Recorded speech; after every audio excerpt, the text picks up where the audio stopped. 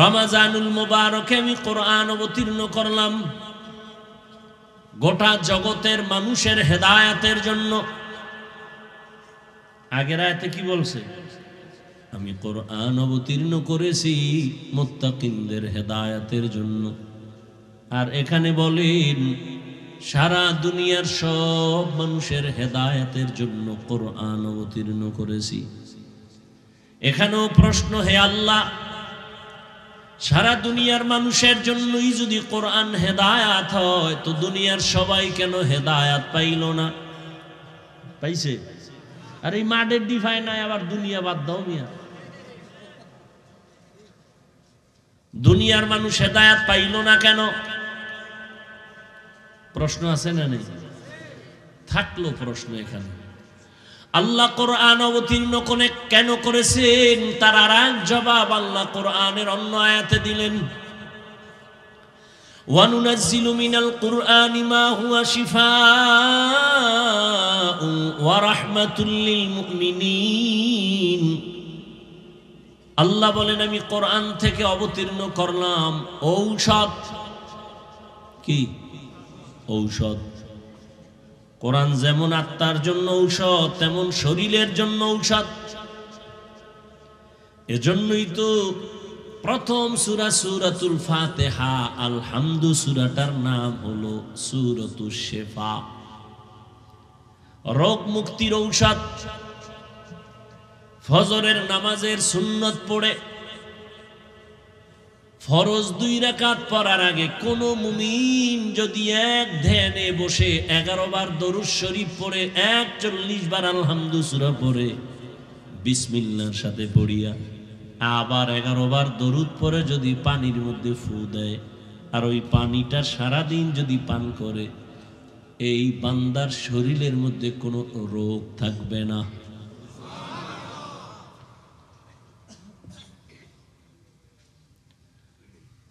তাহলে আল্লাহ বলেন আমি কোরআন অবতীর্ণ করলাম ঔষধ। ওয়ানুনাজ্জিলু মিনাল কুরআনি মা হুয়া শিফাউ ওয়া রাহমাতুল লিল মুমিনিন। তাহলে বোঝা গেল কোরআন যদি ঔষধ হয় দুনিয়ার সব মানুষ হলো রোগী। ঔষধ কি ভালো মানুষে খায়? যারা অসুস্থ তাদের জন্য ঔষধ। কোরআন যদি ঔষধ হয় সারা দুনিয়ার মানুষ রোগী। বলে কেন সারা দুনিয়ার মানুষ কেন রোগী? বলে একমাত্র কারণ এদের ঈমান নাই। কি নাই? ঈমান না থাকার কারণে রোগী। ঔষধ হলো কোরআন। যাদের ঈমান আছে তারাও কি রোগী? বলে হ্যাঁ তারাও রোগী। কেন? কয় তাদের ঈমান আছে আমল নাই। এরকম ইমানদার নাই? আল্লাহ মানে, নবী মানে, কোরআন মানে, হাদিস মানে, কিয়ামত মানে, জান্নাত মানে, জাহান্নাম মানে, নামাজ পড়ে না। আবার একদল নামাজ পড়ে নামাজের মধ্যে ভেজাল। তাহলে ঈমানওয়ালারা রোগী কেন? তাদের আমল নাই। প্রশ্ন, যাদের আমল আছে তারাও কি রোগী? বলি হ্যাঁ তারাও রোগী। কেন? বলে আমলের মধ্যে ইখলাস নাই, তাকওয়া নাই। আমল করে মানুষকে দেখাবার জন্য। এই আমলের নাম রিয়া। রিয়া কবিরা গুনাহ। তাহলে আপনার নামাজ যদি মানুষকে দেখানোর জন্য হয় তো কবিরা গুনাহ হলো। এই নামাজ দিয়া জান্নাত পাওয়া যাবে না, গুনাহমুক্ত হওয়া যাবে না। কোরআন আল্লাহ কেন দিলেন? দুনিয়ার মানুষের ঔষধ। তোমার শরীরের যত রোগ আছে কোরআনের ঔষধ ব্যবহার করো। আল্লাহর সাথে বেয়াদবি মারাত্মক, রসুলের সাথে বেয়াদবি, মা বাবার সাথে বেয়াদবি, শিক্ষকের সাথে বেয়াদবি, ওলামায়ে কেরামের সাথে বেয়াদবি। আল্লাহ না করুন যদি মা বাবার অন্তরে কষ্ট যায় আর বেয়াদবির কারণে বদদোয়া এসে যায়, আল্লাহর কসম তুই তওবা না করলে মরার আগে তুই পঙ্গু হয়ে বিছানায় পড়ে থাকবি। শিক্ষকের বদদোয়া যদি লেগে যায় লেখাপড়ার জগৎ থেকে হারিয়ে যাবা। যদি বান্দা তুমি ওলামায়ে কেরামের বদদোয়া নিয়ে চলো তো তোমার চরিত্রের জিন্দেগি বরবাদ হয়ে যাবে। এই জন্য বলি, তুমি ডাক্তার হও বেয়াদব হইও না, ইঞ্জিনিয়ার হও বেয়াদব হইও না। তোমার ব্যবহারে কোনোদিন মা বাবা যেন কষ্ট না পায়, তোমার আচরণে কখনো যেন শিক্ষকেরা কষ্ট না পায়, তোমার আচরণে কখনো যেন উলামায়ে কেরাম কষ্ট না পায়। মা বাবায় কষ্ট পেলে বরদোয়া চলে আসবে, কারো বরদোয়া করা লাগে না। খালি যে কষ্ট পাইয়া বলবে আহ এটা একটা আগুন তোর কপালে পড়ছে তো তুই পুইরা চাই। মা বাবায় যদি কষ্ট পেয়ে বলে আহ এটাই একটা আগুন, অভিশাপ, এটা তোর কপালে লাগলে তুই জিন্দেগি বরবাদ, সম্মান আর জীবনে থাকবে না, সফলতা থাকবে না। এজন্যই বলি, তুমি স্কুলে পড়ো, কলেজে পড়ো, চাকরি করো, ব্যবসা করো, ডাক্তার হও, ইঞ্জিনিয়ার হও, প্রফেসর হও, কি হইও না, লিকুল্লি শাইইন জিনাতুন ফিল ওয়ারা ওয়া জিনাতুল মারই তামামুল আদাবি। আদবওয়ালা জিন্দেগির বড় মূল্য। যত বড় শিক্ষিত হও না কেন, তোমার কথায় ব্যালেন্স নাই, কেউ তোমারে মহাব্বত করবে না, অন্যকে সম্মান দাও না, বিনয়ের সাথে কথা বলো না, কেউ তোমাকে অন্তর থেকে ভালো জানবে না। অতএব বান্দা, তুমি যাই হও না কেন, ব্যবসায়ী চাকরিজীবী হও, বেয়াদব হইও না। ও আমার পর্দার আড়ালের আম্মা জানেরা, আপনাদের সন্তানদেরকে যা বুঝাইতেছি, মা আপনি যদি দোয়া না করেন, চেষ্টা না করেন, সন্তান কোনোদিন এই গুণে গুণান্বিত হতে পারে না। কারণ গাছ ভালো হলে ফল ভালো হবে, মা ভালো হলেই তো সন্তান ভালো হবে। এই দুনিয়ায় যত সন্তান ভালো হয়ে আসছে সব মায়ের অবদানের কারণে। এ কারণেই তো মায়ের অনেক মর্যাদা, অনেক সম্মান আল্লাহ দান করেছেন। এই পরিমাণ সম্মান আল্লাহ নবীর মাধ্যমে, ইসলামের দ্বারা মহিলাদেরকে দিয়েছেন কিয়ামত পর্যন্ত। সারা দুনিয়ার মানুষ যদি আলাদা সম্মান দিতে চায়, আল্লাহর কসম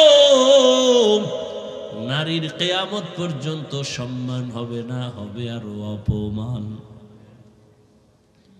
আল্লাহ যে সম্মান দিছেন নারীরে, দুনিয়াওয়ালারা যদি আলাদা সম্মান দিতে চায়, সম্মান হবে না, কি হবে, অপমান হচ্ছে। তো নারীকে সম্মানের নামে, সমান অধিকার দেওয়ার নামে রাস্তায় নামাইছে যেই লম্পটের দলেরা, দুর্নীতিবাদ, চাঁদাবাদ, চরিত্রহীনেরা, সেই নারীদের কারণে আজ জেনা, বেবিচার বেড়ে গেছে। নারীরা সমান অধিকার চায়, অথচ আল্লাহ দিছে নারীর মর্যাদা অনেক বেশি পুরুষের থেকে। ইদানিং কালে মহিলারা আবার নাকি ময়দানে আসতে চায় নতুন রূপ নিয়া। কি কয়, ছেলে যেই পরিমাণ সম্পদ পাবে, মেয়েটাকেও সমান দিতে হবে। কারণ বাবার থেকে ছেলে যা পাবে তার অর্ধেক যদি মেয়ে পায়, মেয়ের উপরে জুলুম হয়ে গেল। ওই তার সেরার জানা নাই যে মেয়েকে আল্লাহ পাক এই যে অর্ধেক দিছেন, তাও ছেলের থেকে বেশি দিছেন। এটা বুঝার আর মেমোরি নাই, জিবি নাই, হ্যাং হয়ে গেছে। ওই কুলাঙ্গারের জিবি হ্যাং হয়ে গেছে, কোন চরিত্রহীন লম্পট। দুনিয়ার কোন ধর্মে নারীর মর্যাদা পুরুষের থেকে বেশি দেয় নাই। সব ধর্মে নারীর উপরে জুলুম। হিন্দুদের ধর্ম, খ্রিস্ট ধর্ম, ইহুদি ধর্ম, বৌদ্ধ ধর্ম, প্রত্যেকটা ধর্ম নারীর উপরে বেইনসাফি করেছে, ইনসাফ করে নাই। আর ইসলাম ইনসাফ করে নাই, এহসান করেছে। যালিকাল কিতাবু লা রাইবা ফীহ। কোরআন এমন একটি কিতাব যার মধ্যে কোনো ভুল নাই, ভুলের অবকাশ নাই। হুদাল লিল মুত্তাকিন। কোরআন মুত্তাকি যারা, আল্লাহ ভীরু যারা, তাদের জন্য হেদায়াত। রহমতের নবী বলেন, মাইয়ুরিদিল্লাহু বিহি খাইরান ইউফাক্কিহু ফিদ্দীন। আল্লাহ যাকে বেশি মুহাব্বত করবেন, আল্লাহ যাকে বেশি ভালোবাসবেন, আল্লাহ তাকে তাফাক্কুহ ফিদ্দীনের মাকাম দান করবেন। একটা হলো তাআল্লুম ফিদ্দীন, আর একটা হলো তাফাক্কুহ ফিদ্দীন, ধর্মের বিষয়ে জানা। আর একটা হলো ধর্ম বুঝে মানা। ধর্মের বিষয়ে জানাটা আম, এটা সবাই পারে। হিন্দু ধর্মের বিষয়ে জানে, কিন্তু ধর্মের বিষয় বুঝিয়া মানিয়া চলা এটা বড় কঠিন। আল্লাহ যাকে ভালোবাসবেন আল্লাহ তাকে তাফাক্কুহ ফিদ্দীনের মাকাম দান করবেন, অর্থাৎ সে দিন বুঝবে, জানবে এবং জীবন দিয়া হলো দিন রক্ষা করার জন্য চেষ্টা করবে। তরজমা শেষ। আল্লাহ কোরআন শরীফ কেন নাজিল করলেন?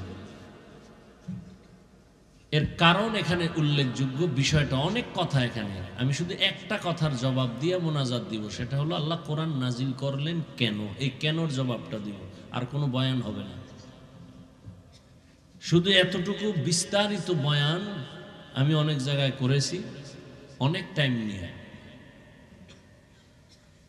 শুধু এতটুকুই বলবো, হুদাল্লিল মুত্তাকিন শব্দটার ব্যাখ্যা করব, আর কোনো এখানে আলোচনা নেই। অর্থাৎ আল্লাহ কোরআন কেন নাজিল করলেন, এটা প্রশ্ন। প্রশ্নের জবাব এখানে আল্লাহ দিছেন, যারা আল্লাহকে ভয় করে তাদের হেদায়াতের জন্য আমি কোরআন দিলাম। এখানে প্রশ্ন, যারা আল্লাহকে ভয় করে তার প্রমাণ কি? আমি যদি আপনাকে জিজ্ঞাসা করি এখানে সবাইকে, আপনারা আল্লাহকে ভয় করেন কারা কারা, যদি জিজ্ঞাসা করি সবাই হাত উঠাবে না? কোনো চালাক বাঙালি পারলে ভাও দুইটাও আলগি দিয়ে উঠেই দেব যে আমরা চাইরাত পাই আল্লাহর ভয় করি। আরও চালাকটি বলবে হুজুর গোছেও আমরা আল্লাহকে বেশি ভয় করি, যদিও নামাজ নাই, দাড়ি নেই, টুপি নেই, কিন্তু অন্তর পরিষ্কার। অথচ নবী বলেন যারা নামাজ পড়ে না ওরা দুনিয়ার বড় চোর। তো চোরের অন্তর আর কি পরিমাণ পরিষ্কার হতে পারে? তো এখানে সবাই বলবে আল্লাহকে ভয় করি, যে নামাজ পড়ে না সেও বলে ভয় করি, যে রোজা রাখে না সেও বলে ভয় করি, যে হালাল খায় না সেও বলে ভয় করি। আর আমরা যারা হালাল খাই বলি ভয় করি, রোজা রাখি বলি ভয় করি, নামাজ পড়ি বলি আল্লাহকে ভয় করি।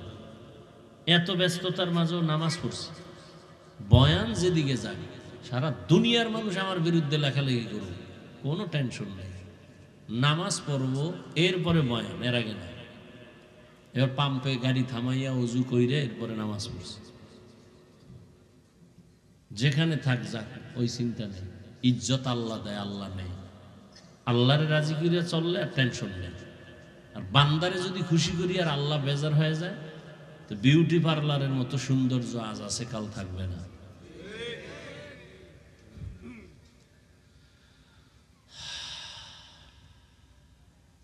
সবাই বলে আল্লাহকে ভয় করি, আসলে ভয়টা কি? আমি নামাজ ছাড়ি না কেন? আল্লাহকে ভয় করি। আর আপনি নামাজ ছাইরা দিয়ে বলেন ভয় করি। মূলত আপনি আসলে আল্লাহকে ভয়ই করেন না। ভয় কি এটা বুঝেনও না। উদাহরণত এক ব্যক্তি সাপকে বড় ভয় করে, প্রমাণ সে সাপ ধরে না, সাপ যেখানে থাকে সেখানেও যায় না, বরং এত ভয় যে ঘুমের মধ্যেও মাঝে মাঝে সাপ সাপ করে চিল্লায়। একটা সন্তান মা বাবাকে ভয় করে, প্রমাণ সে অন্যায় করে না, মা বাবা মারবে এই ভয়। একটা ছাত্র শিক্ষকরে ভয় করে, কেন? মারবে এই ভয়, অন্যায় করে না। ঠিক যে মানুষ আমার আল্লাহকে ভয় করবে, ওই মানুষটার প্রমাণ কি? যে গলায় ছুরি লাগাবে, দাড়ির মধ্যে অস্ত্র লাগাবে না। কেন? আল্লাহর আযাবের ভয়। নামাজ ছাড়বে না, কেন? আল্লাহর আযাবের ভয়। বেপরদায় চলবে না, কেন? আল্লাহর আযাবের ভয়। এই ভয় যাদের অন্তরে আছে, এক কথায় সোজা, যে আল্লাহকে ভয় করে সে গুনাহ করবে না ইচ্ছা করে। যদি অনিচ্ছায় হয়ে যায় তওবা করতেও দেরি করবে না। এটা হলো মূল আল্লাহকে ভয় করার পরিচয়। নিজে ইচ্ছা করে গুনাহ, কথা বন্ধ কেন? আমি বলছি আসতে বলেন। ইচ্ছা করে কোনো গুনাহ করবে না। যদি গুনাহ হয়ে যায় তওবা করতেও। এবার আমাকে বলেন, যে আল্লাহকে ভয় করে, আরবিতে তার নাম, ভয়ের নাম তাকওয়া। যিনি ভয় করেন তার নাম মুত্তাকি। তাহলে বুঝেন যে তাকওয়া যার অন্তরে আছে সে কি? মুত্তাকি। মুত্তাকি কে? যে গুনাহ করে না গুনাহ করে না? আচ্ছা, যে গুনাহ করে না সে কি? মুত্তাকি। তাহলে মুত্তাকি যে গুনাহ করে না সে কি হেদায়েতের উপর আছে? আছে না? এবার প্রশ্নটা ওই জায়গায়, হুদাল্লিল মুত্তাকিনদের জন্য কোরআন হেদায়াত। আরে সে গুনাহ করে না, সে তো হেদায়াতের উপরে আছেই, এজন্যই তো সে মুত্তাকি। সে তো হেদায়াতের উপরেই আছে, হেদায়াতের উপরে আছে বিদায়ী তো তার লকব মুত্তাকি। তাকে আবার বলে আল্লাহ হুদাল্লিল মুত্তাকিন, মুত্তাকিনকে হেদায়াত করবে। মানে মুত্তাকিন তো হেদায়াতের উপরে আছে, এজন্যই সে মুত্তাকি। কিসের হেদায়াত করবে কোরআন শরীফ আবার নতুন ভাবে? প্রশ্ন বুঝছেন? মুত্তাকিনরা তো হেদায়েতের উপরেই আছে, তাদেরকে আবার কিসের হেদায়েত করবে কোরআন? এই জবাবটা এখানে প্রশ্নটা থাকলো। এবার আসেন, আল্লাহ কোরআন কেন নাজিল করলেন তার আরেক জবাব আল্লাহ আরেক জায়গায় দিয়েছেন। শাহরু রমাদান আল্লাযী উনজিলা ফীহিল কুরআন হুদাল লিন-নাস ওয়া বায়িনাতিম মিনাল হুদা ওয়াল ফুরকান। রমজানুল মুবারকে আমি কোরআন অবতীর্ণ করলাম গোটা জগতের মানুষের হেদায়েতের জন্য। আগের আয়াতে কি বলছে? আমি কোরআন অবতীর্ণ করেছি মুত্তাকিনদের হেদায়েতের জন্য। আর এখানে বলেন সারা দুনিয়ার সব মানুষের হেদায়েতের জন্য কোরআন অবতীর্ণ করেছি। এখানেও প্রশ্ন, হে আল্লাহ, সারা দুনিয়ার মানুষের জন্যই যদি কোরআন হেদায়াত হয় তো দুনিয়ার সবাই কেন হেদায়াত পাইল না? পাইছে? আর এই মাঠের ডিফাই নাই, আবার দুনিয়া বাদ দাও মিয়া। দুনিয়ার মানুষ হেদায়াত পাইল না কেন? প্রশ্ন আছে না নেই? থাকলো প্রশ্ন এখানে। আল্লাহ কোরআন অবতীর্ণ কেন করেছেন তার আর এক জবাব আল্লাহ কোরআনের অন্য আয়াতে দিলেন। ওয়ানুনাজ্জিলু মিনাল কুরআনি মা হুয়া শিফাউন ওয়া রাহমাতুল লিল মুমিনিন। আল্লাহ বলেন আমি কোরআন থেকে অবতীর্ণ করলাম ঔষধ। কি ঔষধ? কোরআন যেমন আত্মার জন্য ঔষধ, তেমন শরীরের জন্য ঔষধ। এজন্যই তো প্রথম সূরা সূরাতুল ফাতিহা আলহামদু সূরাটার নাম হলো সূরাতুশ শিফা, রোগ মুক্তির ঔষধ। ফজরের নামাজের সুন্নত পড়ে ফরজ 2 রাকাত পড়ার আগে কোন মুমিন যদি এক ধ্যানে বসে 11 বার দরুদ শরীফ পড়ে 41 বার আলহামদু সূরা পড়ে বিসমিল্লাহর সাথে পড়িয়া আবার 11 বার দরুদ পড়ে যদি পানির মধ্যে ফু দেয় আর ওই পানিটা সারা দিন যদি পান করে, এই বান্দার শরীরের মধ্যে কোনো রোগ থাকবে না।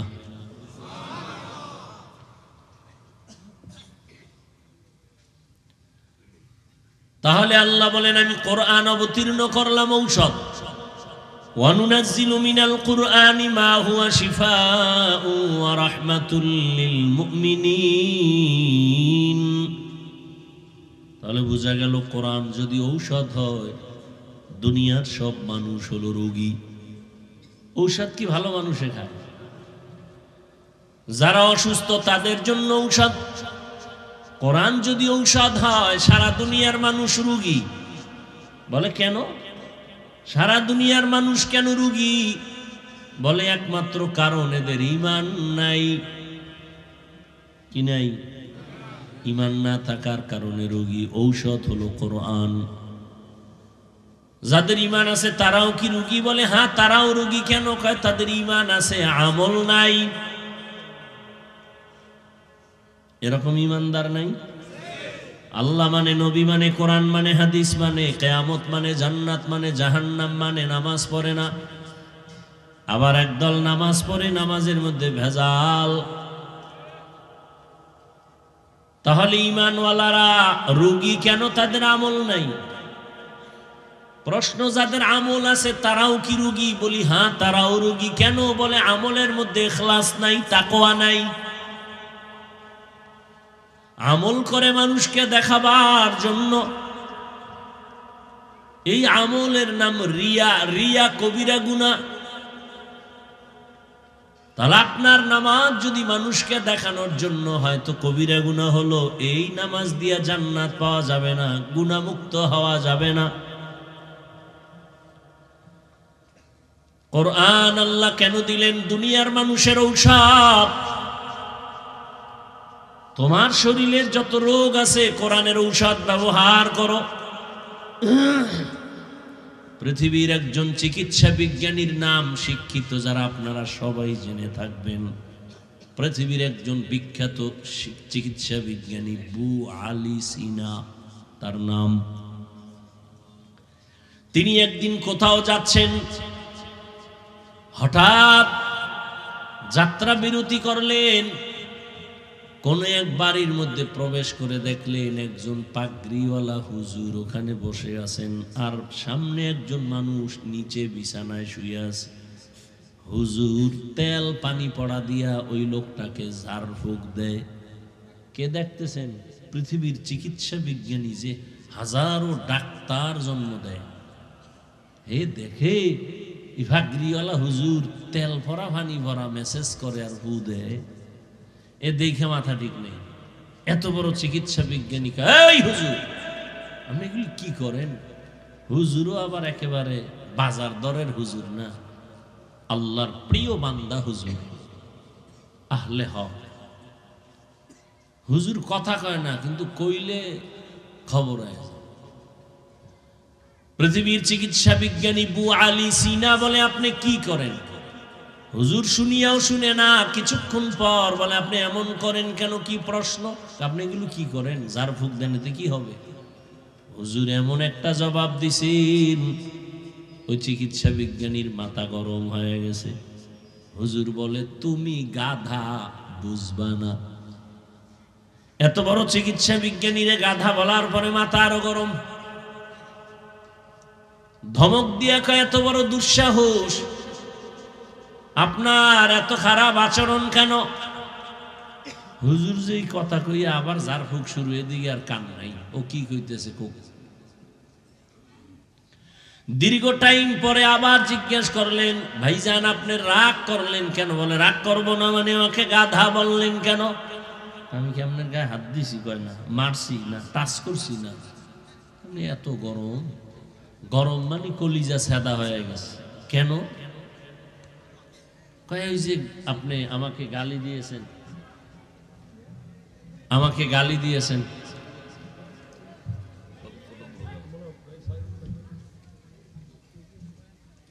আল্লাহর বান্দা ওলিয়ে কামেল বলেন,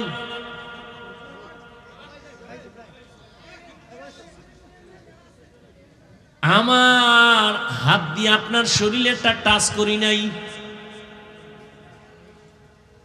সামান্য জবানের একটা কথা যদি আপনার অন্তরকে আগুন জ্বালায় দিতে পারে, তাহলে আমার জবান দিয়ে আল্লাহর কোরআন পড়ে পড়ে যদি অসুস্থ রোগীটার শরীরে ফুঁক দেই কেন, সেখানে অ্যাকশন হবে না? আউলিয়ারা কারে উকবা ইখতিয়ার, জাহেলারা কারে দুনিয়া ইখতিয়ার। মাইলে মোমেন সোয়ে মোমেন মিশাওয়াত, মাইলে কাফের সোয়ে কাফের মিশাওয়াত। আল্লাহ বলেন, কোরআন আমি অবতীর্ণ করলাম ঔষধ দুনিয়ার সমস্ত রোগীদের জন্য, শারীরিক রোগের জন্য কোরআন মহা ঔষধ। এবার আসেন অন্তরের জন্য কোরআন বড় ঔষধ। আল্লাহর কোরআনের ঔষধ ব্যবহার করো তো আত্মাও শুদ্ধ হয়ে যাবে। আল্লাহ বলেন, ইন্নামাল মুমিনুনা আল্লাযীনা ইযা যুকিরাল্লাহু ওয়াজিলাত কুলুবুহুম ওয়া ইযা তুলিয়াত আলাইহিম আয়াতুহু যাদাতুহুম ঈমানা, যাদাতহুম ঈমানা ওয়া আলা রাব্বিহিম ইয়াতাওয়াক্কালুন।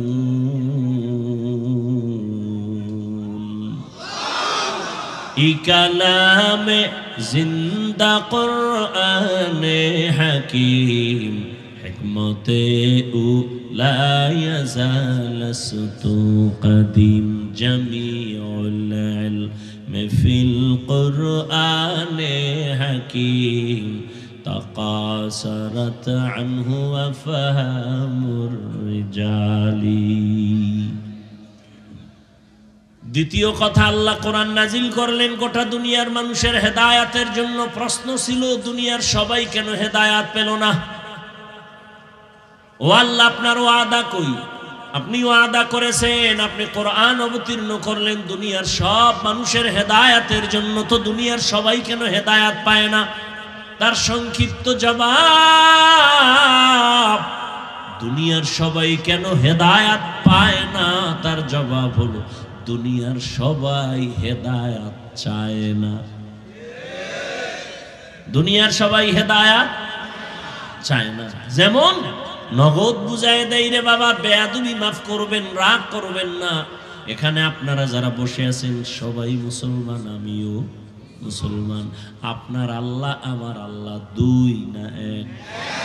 আপনার আমার নবী, আপনার আমার কাবা, আপনার আমার ধর্ম, আপনার আমার কালেমা, আপনার আমার ইসলাম, আপনার আমার নবী, আপনার আমার কোরআন হাদিস।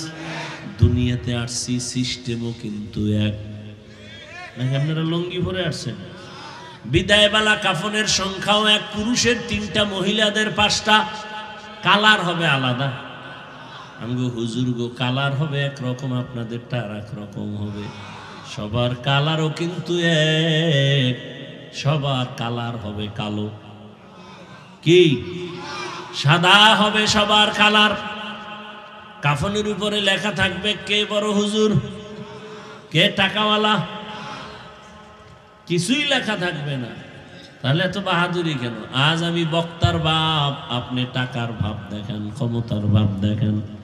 সাদা কাফনে যেদিন ঢুকবেন ওই দিন সব বাহাদুরি বন্ধ হয়ে যাবে। কোটি টাকার মালিক দেখো অভাব হয় না দূর, গরিবে ঘুমায় আরাম করে মনটা বাহাদুর। ফেরাউনের লাশটা দেখো মিশর জাদু ঘরে, খায় না মাটি পোকা মাছি সবাই ঘৃণা করে। হৃদয়ে থাকিবে যার নম্রতা সদা, রহমত আসিবে সেথা প্রভুর ওয়াদা। বড়র বাড়াই থাকলে দিলে রহমত আসবে না, নিজেকে নিজে ছোট মনে করিও সদা। উঁচু জমিন থেকে পানি নিচু জমিনে যায়, তেমনি খোদার রহমত আসে নম্রতার হৃদয়। ভোগবিলাসের বাড়ি গাড়ি পরে রবে সব, থাকতে সময় স্মরণ করো আল্লাহ আমার রব। থাকতে সময় স্মরণ করো আল্লাহ আমার রব। আমাদের রবকে ইন্নাল্লাযীনা ক্বালু রাব্বুনাল্লাহু সুম্মা ইসতাকামু ফালা খাউফুন আলাইহিম ওয়ালা হুম ইয়াহজানুন।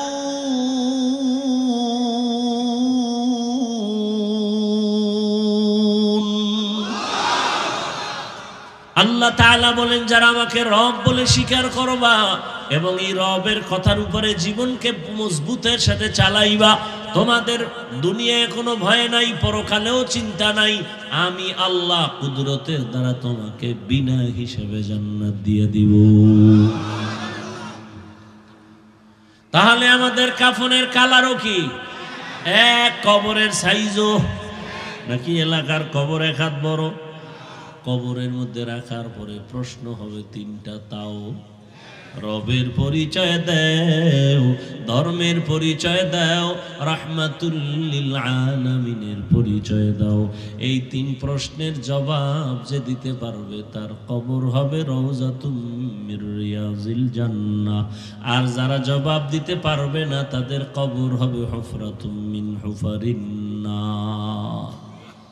আল্লাহ এক, নবী এক, কোরআন এক, কাবা এক, ধর্ম এক, কালেমা এক, কাফন এক, কালার এক, প্রশ্ন এক, কবর এক। তা আপনাকে বয়ান করব কেন? আপনাকে বয়ান কেন করব? আপনি তো আল্লাহ চিনেন, নবী চিনেন, কোরআন বুঝেন, হাদিস বুঝেন, কিয়ামত মানেন, জান্নাত মানেন, জাহান্নাম মানেন। আপনাকে বয়ান করব কেন? মিথ্যা কথা বলা হারাম, গালি দেওয়া হারাম, গীবত করা হারাম, মা বাবার সাথে বেয়াদবি করা হারাম, চুরি করা হারাম, ডাকাতি হারাম, জুলুম করা হারাম, জেনা করা হারাম, মদ পান করা হারাম, জুয়া খেলা হারাম, তাস খেলা হারাম, ক্যারমবোর্ড খেলা হারাম, লুড্ডু খেলা হারাম। আপনি জানেন না? কথা বলেন না কেন? সবই তো আপনারা জানেন, এরপর আপনাকে বয়ান করা লাগবে কেন? বয়ান তো হিন্দুদেরকে করব, কারণ ওরা আল্লাহ চিনে না, নবী চিনে না, কোরআন বুঝে না, হাদিস বুঝে না, পরকাল বুঝে না। খ্রিস্টানদের বয়ান করা প্রয়োজন, কিন্তু কই ওদেরকে বয়ান করব কখন? আপনাদের পেছনে ঘুরতে ঘুরতে ঘুরতে ঘুরতে 12 মাস শেষ। ফজরের পর বয়ান, জোহরের পরে বয়ান, সারা রাত বয়ান। শুধু কি আমি, হাজার হাজার উলামায়ে কেরাম আপনাদের পেছনে সময় ব্যয় করে, দাওয়াত ও তাবলীগওয়ালাদের মেহনত, পীর মাশায়েখের মেহনত, জুমার খতিবের বয়ানের মেহনত, আমাদের বক্তাদের মেহনত চলতেছে, এরপরেও আপনাদের আমল নামা শূন্য। কারণ কি? ওই যে জবাব মনে আসেনি, দুনিয়ার মানুষের জন্য কোরআন হেদায়াত, দুনিয়ার মানুষ কেন পায় না? জবাব হলো দুনিয়ার মানুষ হেদায়াত চায় না। আপনি জানেন মিথ্যা কথা বলা হারামের পরও বলতেছেন কেন? আপনি হেদায়াত চান না। আপনি জানেন বেপরদায় চলা হারাম, তারপরও বেপরদায় চলতেছেন কেন? আপনি হেদায়াত চান না। আপনি মুসলমান, আল্লাহ মানেন, নবী মানেন, তারপরও আপনি হালাল উপার্জন করেন না, জানিয়া শুনিয়া কেন এই পথে? আপনি তো হেদায়াত চান না। আর আল্লাহ পাকের নিজাম, যে ব্যক্তি হেদায়াত চায় না সে হেদায়াত পায় না। রহমতের নবীর চেহারা এতটাই উজ্জ্বল যে নবীর চেহারার দিকে একবার নজর দিলে 7 দিনের ক্ষুধা থাকে না। কেমন মায়ার নবী যে রসুলের চেহারার দিকে তাকাইলে ইমানের সাথে জাহান্নামের আগুন হারাম। সেই নবীজিকে 13 বছর দেখলো, বয়ান শুনলো, তারপরও কালেমা পড়ে নাই। এত বড় নিকৃষ্ট বেঈমান, 13টা বছর দেখলো, বয়ান শুনলো, কালেমা পড়লো না, অথচ ভালোবাসতো অন্তর দিয়ে। নবী যখন রাতে বাসায় যাইতেন, এই বেঈমানে গোপনে গিয়া নবীর ঘরের পাশে দাঁড়ায় দাঁড়ায় নবীর তেলাওয়াত শুনতো। ওর কওমের লোকেরা বলে, আবু জাহিল্লা মুহাম্মদের এত গালি দেও, আবার রাতের বেলা গোপনে কেন তেলাওয়াত শুনো? বলে, যত গালি দেই মুহাম্মদের মতো একজন আমানতদার, এমন কণ্ঠওয়ালা নাই যার তেলাওয়াতে কলিজা ঠান্ডা হয়ে যায়। কিন্তু কালেমা কি পড়ে নাই, হেদায়েত নবীরে দেখেও পায় নাই। কেন? হেদায়েত চায় নাই। অন্যদিকে 27 বছরের এক যুবক, কয় বছর? 27 বছরের যুবক তরবারি নিয়ে দৌড়ায়, আমার নবীকে জবাই করবে। রহমতের নবীকে জবাই করার জন্য 27 বছরের যুবক দৌড়াচ্ছে। সামনে যাইয়া নবীর চেহারাটা দেখা তরবারি ফারায় বলে, ও রহমতের নবী, বেয়াদবি মাফ করেন, কালেমাওয়ালা মুসলমান বানায় দেন। নবীজির জবাই করনেওয়ালা হেদায়াত পাইছেনি? কেন পাইছে? জিন্দেগি মে বন্দেগি তু করনা হে, जिंदगी में बंदगी तू करना है, जिंदगी बे बंदगी शर्मिंदा है, जिंदगी बे बंदगी शर्मिंदा है। यहाँ हम सब मुसाफिर, दिल ना लगा, अहले दिल की नजर से रूह करता जा शाह दौलत सब फकीर गर नेक नेहे शाह दौलत सब फकीर गर नेक नेहे जिंदगी में बंदगी तो कौन नहीं जिंदगी बे बंदगी शर्मिंदा है जिंदगी बे बंदगी शर्मिंदा है ভাইরা আমার এবার আসেন সেই প্রথম আয়াত হুদাল্লিল মুত্তাকিন আল্লাহ কোরআন কেন অবতীর্ণ করেছেন মুত্তাকিনদের হেদায়েতের জন্য প্রশ্ন হে মালিক যারা মুত্তাকি তারা তো তাকওয়ার কারণে গুনাহ করে না তারা তো হেদায়েতের উপরেই আছে আবার কিসের হেদায়েত করবে এর দুই জবাব প্রথম জবাব হলো আল্লাহর ভয় নিয়ে যারা গুনাহমুক্ত হইয়া চলবে এক নাম্বার জবাব হলো আল্লাহ তাদের কোরআন দ্বারা হেদায়েত করার মানি তাদেরকে আল্লাহ ইস্তেকামতের মাকাম দান করবেন ইস্তেকামতের উপরে থাকা বড় হেদায়েত মানে লাগাতার একটা আমলে চালু থাকা এটা বড় দামি এক সম্পদ আল ইস্তেকামাতু খায়রুম মিন আলফি কারামা একজন আল্লাহর প্রিয় ওলি যাতে কোনো সন্দেহ নাই এমন ওলিদের 1000 কারামত থেকে ইস্তেকামতের মূল্য অনেক বেশি ইন্নাল্লাযীনা ক্বালু রাব্বুনাল্লাহু সুম্মা ইসতাকামু খালি আল্লাহকে রব বলে মানে এতটুকু জানে না বরং রবের হুকুম মতো জীবনটাকেই পরিচালনা করেছে আপনার কাছে কেমন যেন বিষের মতো লাগে কেমনে কেমনে আল্লাহর হুকুম মতো চলা যায় এটাই তো বুঝাইতে চাইলাম আপনারাও মুসলমান আমিও মুসলমান আপনার আমার আল্লাহ এক নবী এক কোরআন এক কাবা এক ধর্ম এক কালেমা এক অথচ আমি টুপি না দিলে লজ্জা পাই আপনি টুপি মাথায় দিতে লজ্জা পান কত ভিআইপি মুসলমান আপনি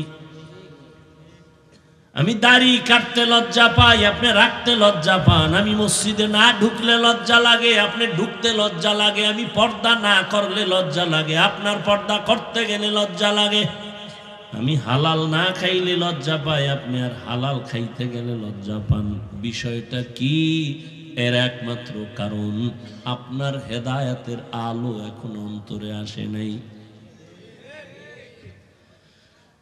যারা মুত্তাকিন এদের জন্যই তো কোরআন হেদায়েত তার মানে হলো ইস্তেকামতের মাকাম দান করবেন অনেক ভালো ভালো মানুষ দিনের পথে আসে আবার লাইনা উলায় কিছু কিছু মুসলমান আছে মাদ্রাসায় পড়ছে হাফেজ হইছে এখন লাইনা উলায় দুনিয়াদার হয়ে গেছে তো চালাকিটা কি করে সারা বছর দাড়ি রাখে না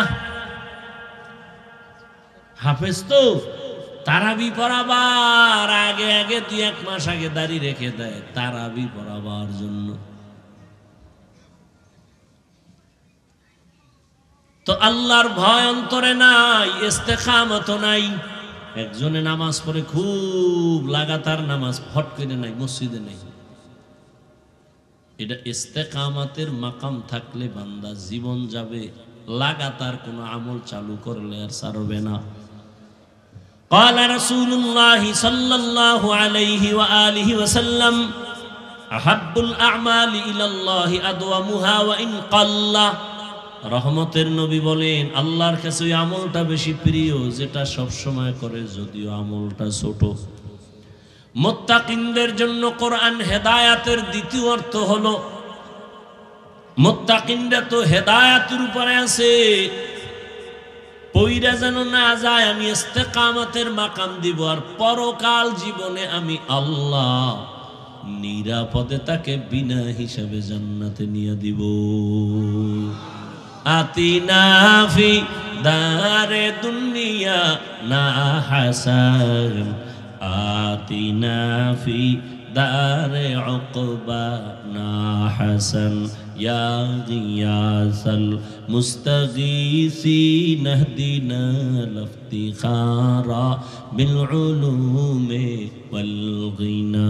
হর গরি দে নেको तू तैयार है, जो न मांगे उससे तू बेजार है। ও আমার কলিজার যুবক বাবারা, ও বৃদ্ধ বাবাজি, পর্দার আড়ালের মা বোনেরা, সারা রাত বয়ান শুনলে কি লাভ হবে যদি কালেমার হেদায়াত কপালে না আসে, নামাজের মায়া যদি অন্তরে না আসে, নেক আমলের মোহাব্বত যদি অন্তরে না আসে। এখনো আছে, তওবা করো। ও আমার যুবক বাবারা, আমি এতক্ষণ আপনাদেরকে যত কথাই বুঝাইলাম, কিন্তু একবারও বলি নাই আমার মতো সবাই হুজুর হইয়া যাও। বলছি? একবারও বলি নাই রে যুবক, আমি পাঁচকল্লি লাগাইছি, তুমিও লাগাও। একবারও বলি নাই মোনাজাত পর্যন্ত থাকো, ভয় নাই। একবারও বলবো না যে তুই টুপি দে। আমি কওমি মাদ্রাসার সন্তান, আমি একবারও বলি নাই তুমি কওমিতে যাও, বলবো না, ভয় নাই। আমি দাওয়াত ও তাবলীগের লাইনের পাক্কা একজন বান্দা, একবারও বলবো না, বলি নাই তুমি তাবলীগে যাও। আমি তাজা পীরের মুরিদ, শুধু মুরিদ না, যারা পীর মুরিদি মানে না, আমি সারা বাংলাদেশে কসম খাইয়া তাদেরকে এতটা ভণ্ড বলি, কঠিনভাবে বলি, এরা এতটাই ভণ্ড। যারা ওলি আউলিয়া মানে না, পীর মুরিদি মানে না, আমি বলি এরা কোরআন মানে না, বুখারী শরীফ মানে না, এরা ভণ্ড। শুধু ভণ্ড না, এদের যারা ভণ্ড বলে না তারাও ভণ্ড, খোদার কসম তারাও ভণ্ড। ভাইরা আমার, কিন্তু আপনাদের বলছি কি পীরের কাছে যাও? বলছি? বলবো না, কোনো ভয় নাই। মাদ্রাসায় পড়ো, বলবো না, ভয় নাই। তো কি বলবো? কি বলবো এবার শুনো ও যুবক। তুমি আমি মুসলমান, আল্লাহ এক, নবী এক, কোরআন এক, কাবা এক। তুমি স্কুলে পড়ো, বাধা নাই। কলেজে পড়ো, বাধা নাই। চাকরি করো, বাধা নাই। ব্যবসা করো, বাধা নাই। ও আল্লাহর বান্দারা, তুমি ডাক্তার হও, দোয়া করি। তুমি ইঞ্জিনিয়ার হও, প্রফেসর হও, চাকরিজীবী হও, ব্যবসায়ী হও, তবে আমার ছোট্ট একটা দাবি হলো তুমি বেয়াদব হইবা না। তুমি ডাক্তার হও, বেয়াদব হইও না। ইঞ্জিনিয়ার হও, বেয়াদব হইও না। প্রফেসর হও, বেয়াদব হইও না। বেয়াদব মানে কি? হুজুরের সামনে নামাজের সুরাতে বসার নাম আদব না। আল্লাহর সাথে বেয়াদবি মারাত্মক, রসুলের সাথে বেয়াদবি, মা বাবার সাথে বেয়াদবি, শিক্ষকের সাথে বেয়াদবি, ওলামায়ে কেরামের সাথে বেয়াদবি। আল্লাহ না করুন যদি মা বাবার অন্তরে কষ্ট যায় আর বেয়াদবির কারণে বদদোয়া এসে যায়, আল্লাহর কসম তুই তওবা না করলে মরার আগে তুই পঙ্গু হয়ে বিছানায় পড়ে থাকবি। শিক্ষকের বদদোয়া যদি লেগে যায়, লেখাপড়ার জগৎ থেকে হারিয়ে যাবা। যদি বান্দা তুমি ওলামায়ে কেরামের বদদোয়া নিয়ে চলো, তো তোমার চরিত্রের জিন্দেগি বরবাদ হয়ে যাবে। এই জন্য বলি, তুমি ডাক্তার হও, বেয়াদব হইও না। ইঞ্জিনিয়ার হও, বেয়াদব হইও না।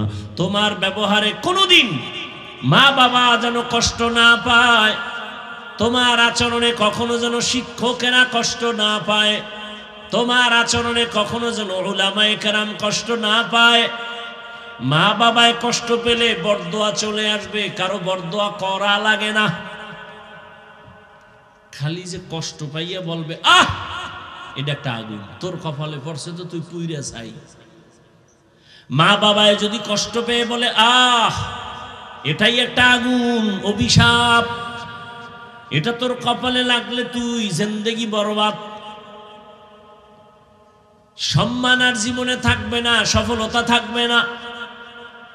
এজন্যই বলি তুমি স্কুলে পড়ো, কলেজে পড়ো, চাকরি করো, ব্যবসা করো, ডাক্তার হও, ইঞ্জিনিয়ার হও, প্রফেসর হও, কি হইও না, লিকুল্লি শাইইন জিনাতুন ফিল ওয়ারা ওয়া জিনাতুল মারই তামামুল আদাবি। আদবওয়ালা জিন্দেগির বড় মূল্য। যত বড় শিক্ষিত হও না কেন, তোমার কথায় ব্যালেন্স নাই, কেউ তোমারে মহাব্বত করবে না, অন্যকে সম্মান দাও না, বিনয়ের সাথে কথা বলো না, কেউ তোমাকে অন্তর থেকে ভালো জানবে না। অতএব বান্দা, তুমি যাই হও না কেন, ব্যবসায়ী, চাকরিজীবী হও, বেয়াদব হইও না। ও আমার পর্দার আড়ালের আম্মা জানেরা, আপনাদের সন্তানদেরকে যা বুঝাইতেছি, মা আপনি যদি দোয়া না করেন, চেষ্টা না করেন, সন্তান কোনোদিন এই গুণে গুণান্বিত হতে পারে না। কারণ গাছ ভালো হলে ফল ভালো হবে, মা ভালো হলেই তো সন্তান ভালো হবে। এই দুনিয়ায় যত সন্তান ভালো হয়ে আসছে সব মায়ের অবদানের কারণে। এ কারণেই তো মায়ের অনেক মর্যাদা, অনেক সম্মান আল্লাহ দান করেছেন। এই পরিমাণ সম্মান আল্লাহ নবীর মাধ্যমে, ইসলামের দ্বারা মহিলাদেরকে দিয়েছেন কিয়ামত পর্যন্ত।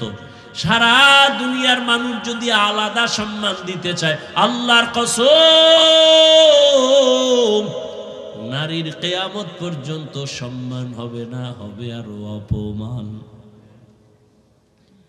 আল্লাহ যে সম্মান দিছেন নারীরে, দুনিয়াওয়ালারা যদি আলাদা সম্মান দিতে চায়, সম্মান হবে না, কি হবে?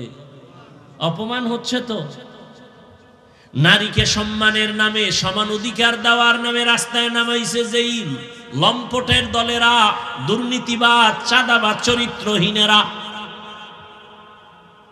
সেই নারীদের কারণে আজ জেনা, বেবিচার বেড়ে গেছে। নারীরা সমান অধিকার চায়, অথচ আল্লাহ দিছে নারীর মর্যাদা অনেক বেশি পুরুষের থেকে।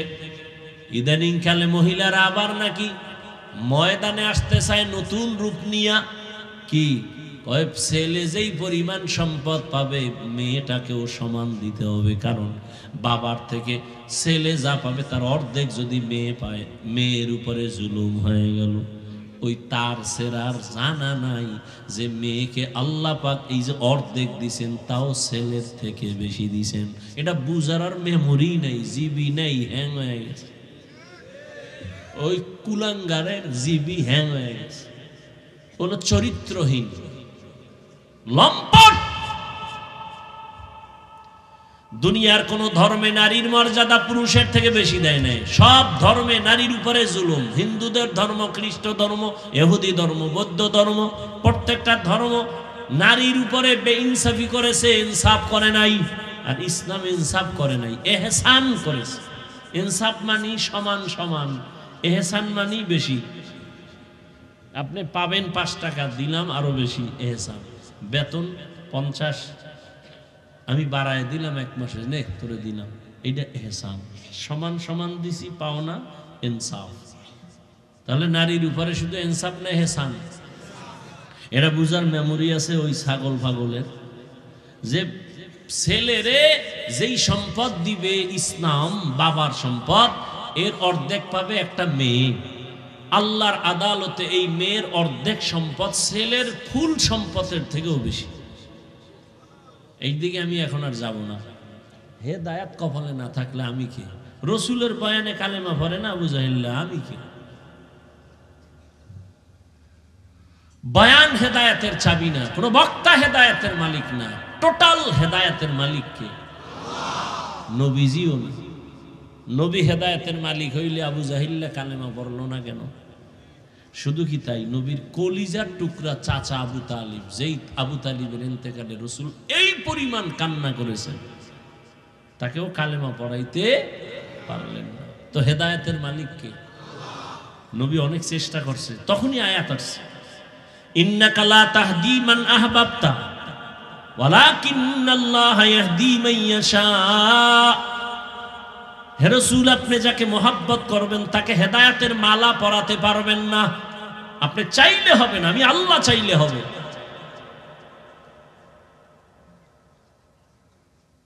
ভাইয়েরা আমার, নারীদের সম্পদ আল্লাহ অনেক বেশি দিছেন।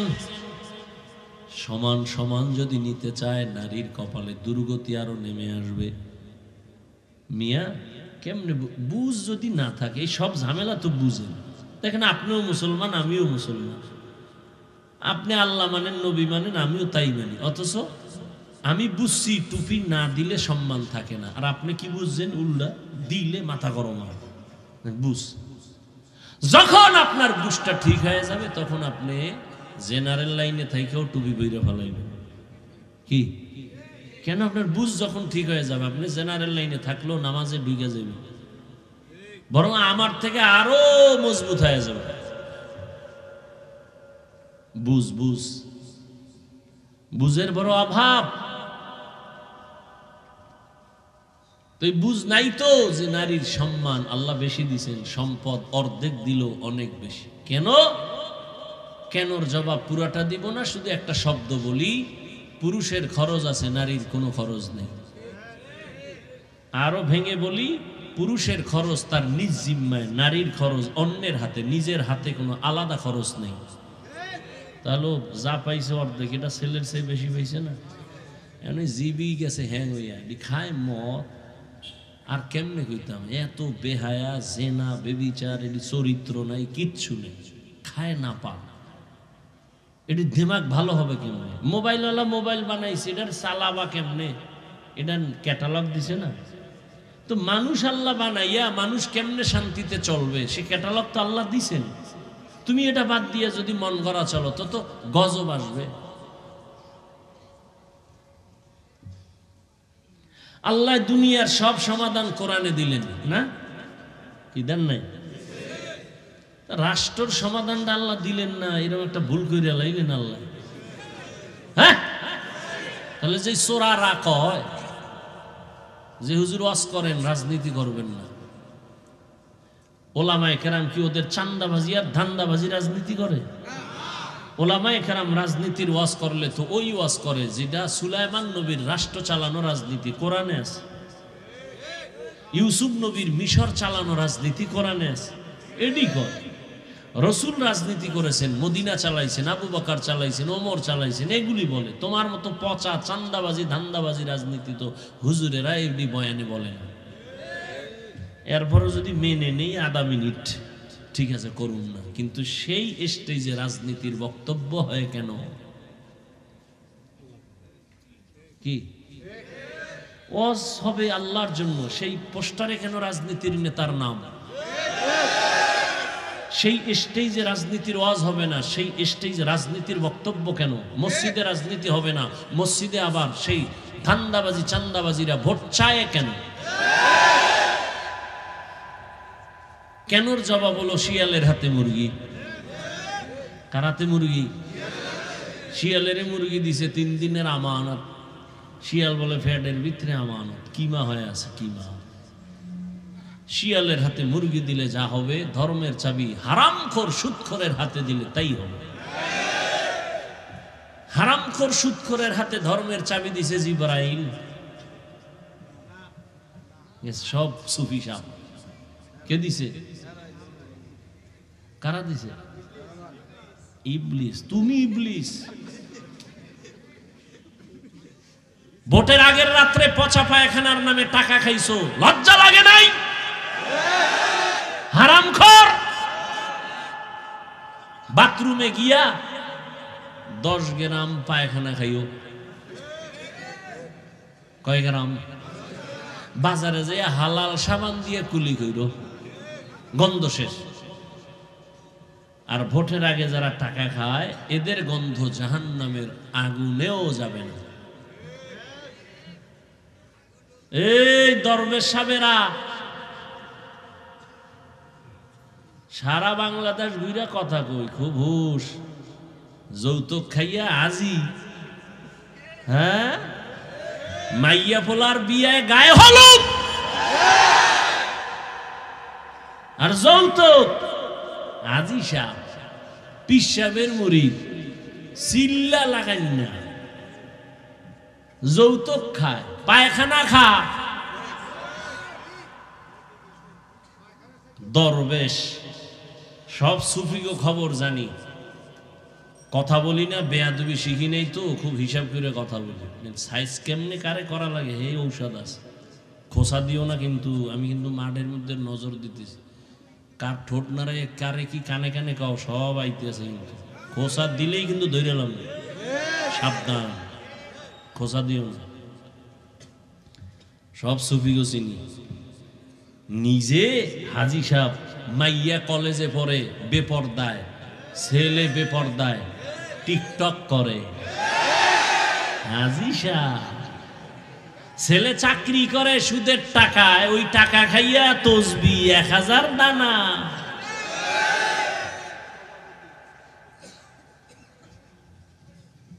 খোসা দিও না, শেষের দিকে আই পড়ছি, খবরদার। আল্লাহ সবাইকে মাফ করেন।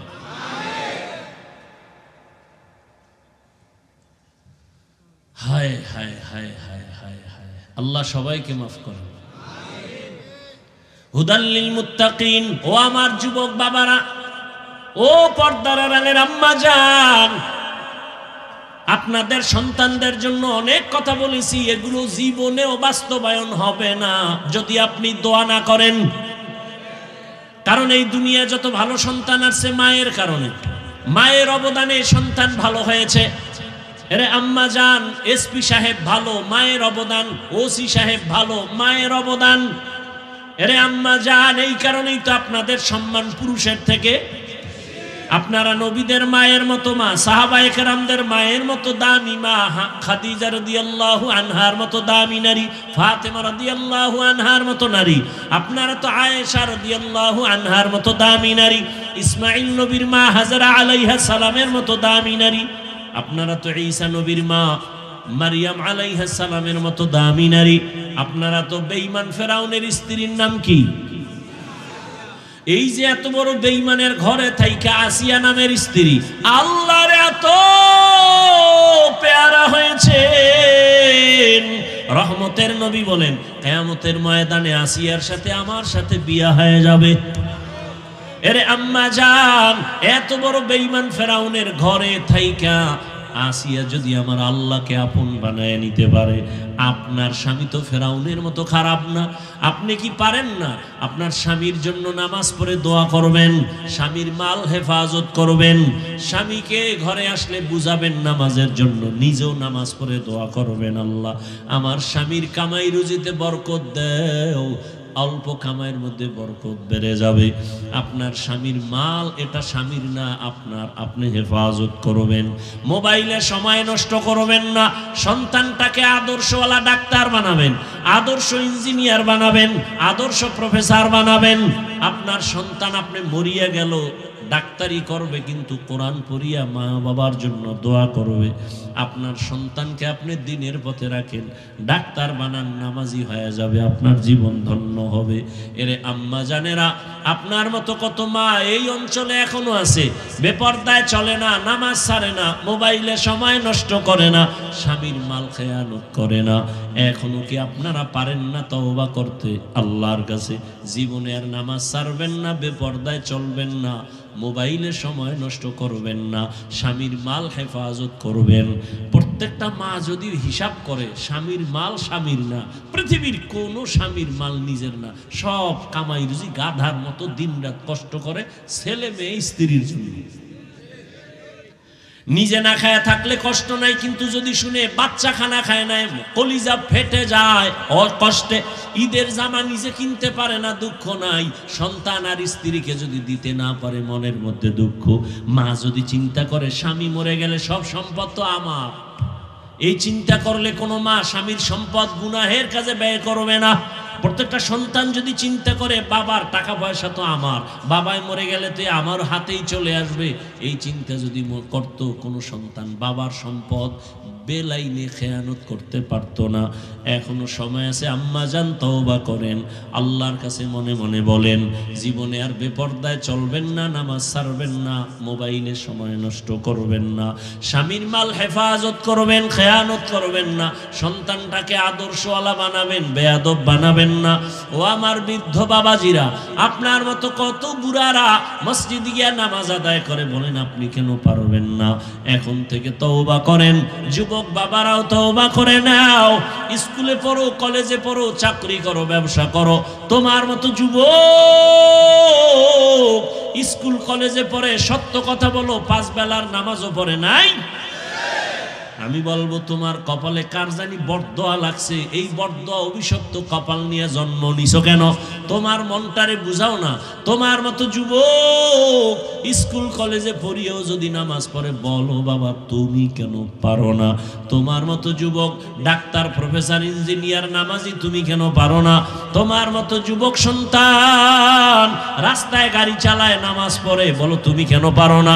নদীর মধ্যে মাছ ধরে, নামাজ পড়ে, কৃষি কাজ করে, নামাজ পড়ে, তুমি কেন পারো না রে বাবা?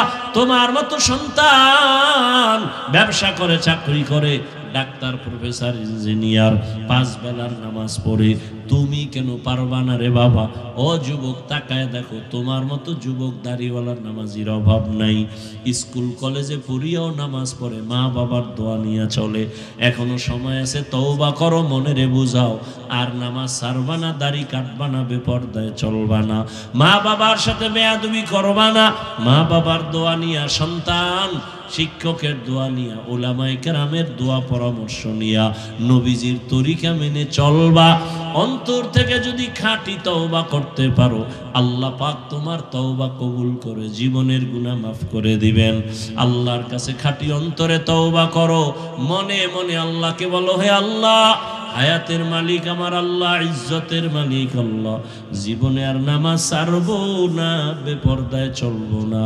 ও আল্লাহ, এই ময়দানের সবাইকে তওবাওয়ালা জিন্দেগি দান করেন, তাকওয়াওয়ালা জিন্দেগি দান করেন।